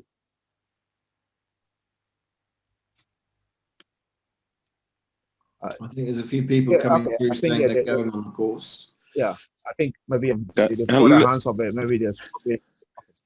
Sorry, can I talk or? Yes, Mike. Yes, you can. Yes. Yeah, it's a quick question, really. I mean, was it a 2+2 and a 2-to-1 strategy? Yes. So a couple of the strategies. One is known as the 2+2, where you're giving someone 2 rooms in a house. So you're giving 2 people 2 rooms each in the house, exclusively theirs. And then so that's and the 2-to-1 is quite often you're offering a 1-bedroom flat. Available to mothers and babies. So again, you're claiming a nice rate for them to that. So yeah, does that make sense? Yes, it does. Yeah. Thank you. Okay, thank you, Mike. You can just unmute yourself. Yeah, I'm okay. gonna, Jay. Okay, Jay, you wanna have a go, and then Nish, you'll be the next after Jay. Okay, if Jay is not there, Nish. Hi, Nish. Good to see you on the call. Can you unmute yourself, Nish? Okay, great, Nish. Good to see you. Hi. So my question was, first of all, Mike, the course that you're able to offer, can you give the details of the R2R course? Yeah, so the rent, so the rent course obviously goes through explaining everything about rent to rent. So it's a course designed to show you how to do rent to rent. And on my LHA course, you also get all the paperwork that we use and standard documents as well in a Dropbox, so you get access to a lot of the documents that we use. On the rent to rent course, I show you how to go and source properties, what to say, how to structure deals, what makes good rent to rent, what doesn't make a good rent to rent, how the cash flow model works, what you need to be putting into your properties, if anything at all, how all of that works. So the social housing course tells you about how to get the uplifts, and the rent to rent course tells you how to basically take on rent to rents and manage that process and work through that process, source them, deal with them, secure them, negotiate them, see what works, what doesn't work. And, you know, we have a system, you know, some of the phraseology and words I think are very important. So we go through that on both the LHA and the rent to rent courses. So essentially it's a course just to help you set up and start a rent to rent, you know, doing rent to rent really. Yeah. So I had one more question there. So first of all, how can you check out what are the local housing rate allowances are? And also the course that you said is $399 is showing $550 on the Eventbrite page. It's $550 including VAT. So the price was slightly wrong because I calculated the price slightly wrong. It's $550 with VAT, and because we're offering all these bonuses, and we're offering a mastermind session as well, which normally is charged at extra from the $399. So that's why there's a slight variance on the price. It is $550 inclusive of VAT. All right, thank you. And how can you, where can you check the local housing rent allowance? Yeah, just Google, you can Google LHA rates. Each council will probably have them on their website for the local area, but Google LHA rates, and you'll probably go to the government site, and basically you can tap in your postcode and it will tell you the rates for that property in that postcode. Or you can, there is a massive table somewhere. Again, if you Google LHA rates, you'll probably get that on that as well, which has every single broad market rental area in the country and the rates associated with that. The rates basically, guys, change every April. So there'll be another one due coming out in April. So once a year they change. In the past, they've pretty much always only changed upwards. As market rents have moved upwards, they kind of morph and change because of that. But this year there was a step change in those rates because of the COVID situation. They step changed them to make them more relevant. And once you buy the course, how long do you have access for? 2 years, long time. I say 2 years because otherwise if I say lifetime, I have to put them into some kind of server for forever. So I say 2 years. It'd probably be longer. I don't have plans to take them down, but it just covers me that if it does, you know, means that I don't have to continue to pay to have them in servers and these kind of things forever. Cheers, thank you. Hello. I have a question about payment, please. Say, for example, if somebody doesn't have any PayPal account, can they pay for any of your courses by card payments if they wish to do so in the future? You can, I think, I don't know whether that link allows you to pay by card. Yes, sorry, it does actually. So you've got an option there. You can either pay by PayPal or you can actually use a card. So there's a couple of ways of payment on there as well. Should allow you to do so. And if there's real problems with that as well, we do take, you know, bank transfers. We can send you an invoice and you can transfer if you register the interest and just pay it into the bank as well. I'm sure Artie can arrange. Absolutely fine. Okay, thank you for that. Okay, let me see. Yeah. Any more hands? Jane, I think. Oh, okay. There's a hand up again. Okay, let me allow the okay. Yes, you can unmute yourself. Now you can talk. Hey, good afternoon. Thank you, Sam, for setting up the meeting, and thank you, Mike, for the wonderful presentation. I was curious. I wanted to ask about the rent-to-rent. I think the gentleman mentioned, but I just wanted a bit of clarification on one particular piece. So when you mean rent-to-rent, as in being able to give us details about rent-to-rent, does it mean you'll be able to give us details about rent-to-rent in the sense from a social housing perspective, how we can take advantage of that? That's what you offered, right? Sorry, say that again. So you mentioned in your course that you offer rent-to-rent advice within the course. So you're talking about rent-to-rent using social housing with rent-to-rent, right? Yes. So the combination of both. So the combination of this course and the rent-to-rent will allow you to do rent-to-rent. Okay. You can do rent-to-rent, you know, you can go on and do the social housing with the rent-to-rent, or if you choose, it will teach you the rent-to-rent element, and you can go off and do HMO stuff if you wanted to as well. It doesn't stop you doing that. It does talk a little bit about HMO stuff in the rent-to-rent course as well. Okay, so that means that you obviously it then opens the opportunity for like all the typical rent-to-rent people go looking for HMOs and stuff like that. With your course, you can give opportunities or examples where people can go and acquire properties of like 2 bedrooms. Yeah, so people bring, so you might go out and have a look and go, oh, is this suitable for a rent-to-rent, or is this suitable to buy? And then you come in and go, look, I was thinking of this, and I can say, yeah, this will work, this won't work. Go through examples on my course. I go through a lot of examples. I look at floor plans, and I go through examples. So, yeah. Okay. Thank you very much. Thank you for the answer. Okay. Yep. Okay, that's great. So if any, I think there's no any hands up again. Okay. If anyone wants to talk directly to Mike, please just raise your hands, and you can actually be interactive. And this has been great, Mike. We've got everyone is on. No one has dropped out. So that is a level. It just means everyone has sustained the interest in your delivery so far. For all this, we are over 50, and we stayed over 50 all through, so which is great. Well done, Mike. That's good. Good value there. Let me just see. I think most of the hands are up. They've spoken. Let me lower all their hands just in case they've. Okay. Okay. If anyone wants to talk, because most of the hands were up from before. So if you do want to speak, you can put up your hands. And okay. Yeah, and if anybody's having problems with this link or cards or whatever, contact Artie, and I'm sure she can sort out a simple payment method if you are having problems and it is stopping you.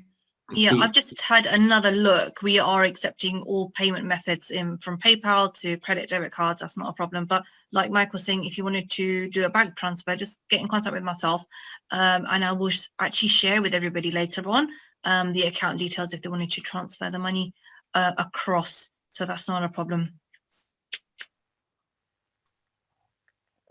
Okay, so I think I mean, just before Mike came on, I think I was almost as much. I mean, we said a lot of HMO, so I did a slight presentation about how HMO investments in Harrow, Brent, the area that we do a lot of work in, is becoming quite onerous. Where right now property prices are so high, you're buying. It's so difficult to achieve a yield for HMO. So that leaves you very open. If you have one room that's vacant, you're struggling. So I think these alternative strategies are strategies to look for. It's no longer every single house gets converted to HMO. Right now, you can actually do a bit of modification to your house with a 2+2 strategy in mind, as opposed to doing because I think HMO has been a strategy that everyone is followed because of the yield. But I think it's with the house prices in Harrow, in London, surrounding areas, actually maybe moving quite fast. ahead of rents, I think other strategies are definitely worth considering, like the ones that Mike is suggesting. So Mike, you want to sum up? Do you want to sum up? Or do you have any more questions in the chat?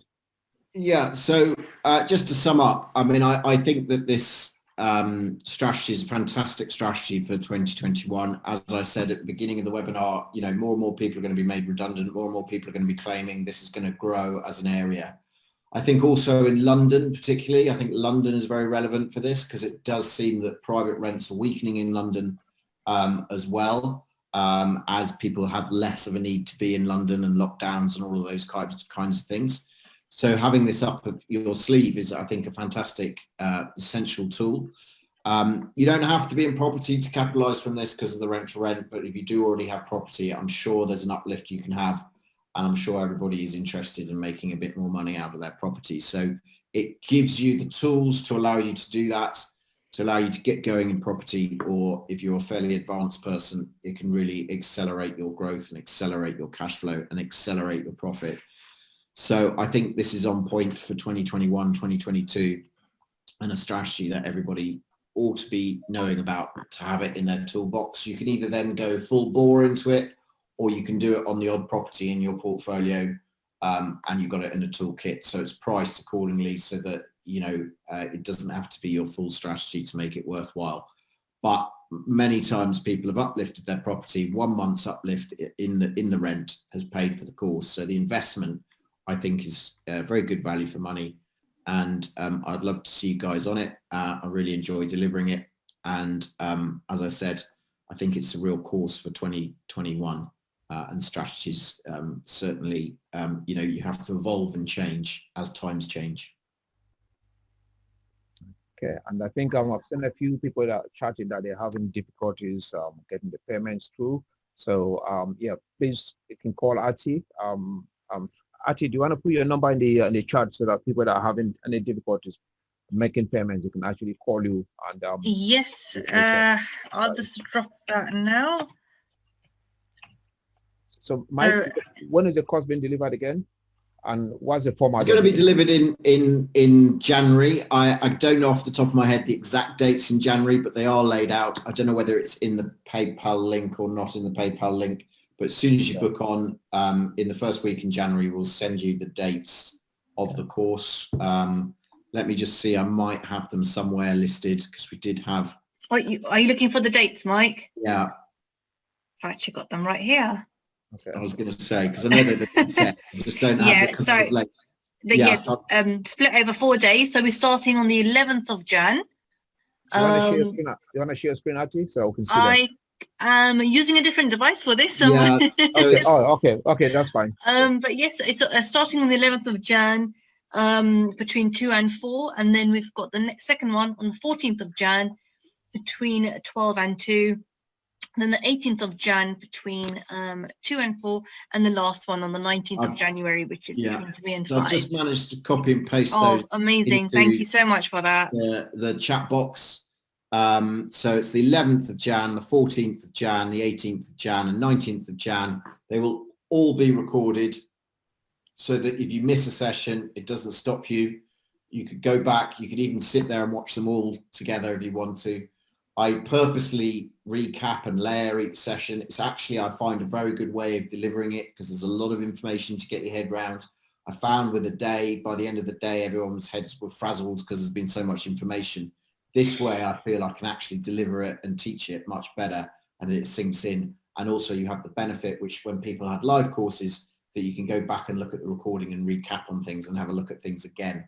So I think this is a great way to actually learn this strategy, because sometimes it does take a little bit of while just for the penny to drop, the things to sink in, to really get and understand it. So, you know, once you do, it's quite simple to do and follow, but you know, it needs to be, you know, studied and understood in detail. Otherwise, mistakes will be made. You know, I've made a lot of mistakes. A lot of all this knowledge is just, I wasn't there to learn off anybody else.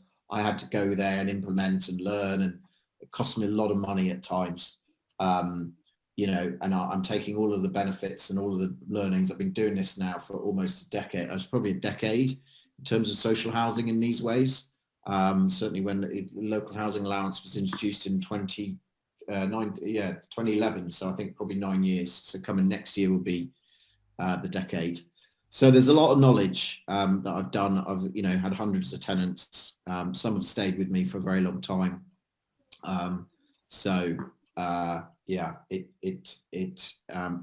you know, one of the benefits to me is, like, if you get the right tenants, they'll stay with you for a very long time. And looking across my portfolio with all the experience that I have, you know, when people stay a long time, that's when you make money. That's when you make better profits. And, you know, longevity, rentability, and, you know, length of tenancy does really help profitability as well. Whereas if you have high turnovers, which happens in HMOs, you're constantly filling, you're constantly, you know, driving forward. So it's not always as rosy as you think in the HMO world, in my view. Then Mike, in terms of the 1 hour consultation, or indeed if someone was to contact you for help, would it be very helpful if they had a floor plan of their property? Because at times you get people say, my property is a 3-bedroom, it's a 4-bedroom house, but it's so difficult to describe to someone. A 2-bedroom, depending on the layout, can be so different, isn't it? Yes, so floor plans help. I always find floor plans help. I'm also quite a visual person, so floor plans help. What we do ask, if you know, if you go on the course, you know, send a floor plan in and I'll drop it into the course, and we can go through it. So I do talk about floor plans. You know, people do sometimes send their floor plans in. You know, the course is there for you to learn, make the most of it. And then if you're one of the first on board as well, obviously you get the 30-minute strategy call as well. And this session also has a free mastermind session as well. So those that then want to learn and move forwards on it. So hence why there's, yeah, so there's a real opportunity in it, I think, on this course, and to really learn and start the year off with a big bang and a fresh start. Okay. So yeah, once more, thanks everyone for making the time to be here. Well, we had technology problems last night where RT lost power completely in HA3, and we had to do without her for yesterday and then today again. So I think we are managing to cope with technology, which is great. So Mike, thank you for making the time to be with us. It's been a great content delivered. Like I said, we stayed constant all through. No one has dropped out. So it's always a mark of the level of interest that people have in your course content. Yeah, and yes, and thank you for bearing with me through my technical problems at the beginning. Hopefully everyone's forgotten about that now. But thank you for bearing with me and sticking at it. In terms of, there was a question around how do I know if I'm in the top 7 to get the strategy call? Basically, it's time stamped when people booked on. If you were trying to book on and struggling, we could look back through chat as well and have a look at that. Just say, look, I struggled or whatever. Yeah, the key is obviously just to get onto it as quickly as possible, and take action, and then you're more likely to be in the top 7. Okay. I think we've got all the questions covered. Let me look through the chat as well. Let me look at the people that put their hands up. Okay, I think we're good to go now, and everyone that's got their hands up has spoken. All the questions in the chat been answered. The Q&A ones all been answered. I think, yeah. Yes. So, any closing thoughts at all from yourself? From me, yeah. Just thanks very much, guys, for spending time with us today. As I said, I do think social housing in 2021 is going to be big in property, and I think we do need to all adapt and change when there's some very uncertain times for us all moving forward. And this does provide some stability, I think, within the property market. Okay. All right. Okay. Thank you. And thank you everyone again for attending, and wish you all a happy new year and the best of 2021. I think Sam got frozen out there.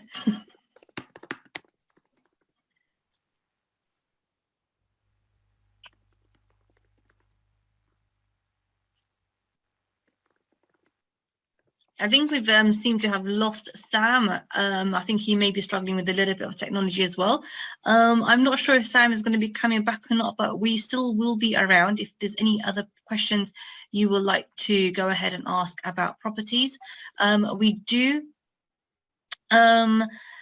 will actually be sending out the list of properties that we've got. We did put them in the presentation earlier, so we are more than happy to send these out again. I'm struggling to put my camera on, so my huge apologies for this. My number is on the chat, so if anyone has any issues with the tickets for Mike's upcoming course, do give me a call. I just tried myself. I don't seem to have any issues at the moment. And a copy of this recorded session will be on our YouTube channel in the next few days. So if you have missed anything or would like to rewatch something and you can't get through to my desk, then you can definitely give us a call here as well. But I think that's it from us. Thank you very much for joining this webinar. It's been hugely successful as well, especially during this Christmas period. So we really appreciate everyone's time and effort, and especially thanks to Mike as well for putting this presentation together. It's really well received, and we look forward to seeing you guys in the new year. We've got a lot of events coming up and we look forward to sharing that with you guys as well. So thank you. Thank you, Mike.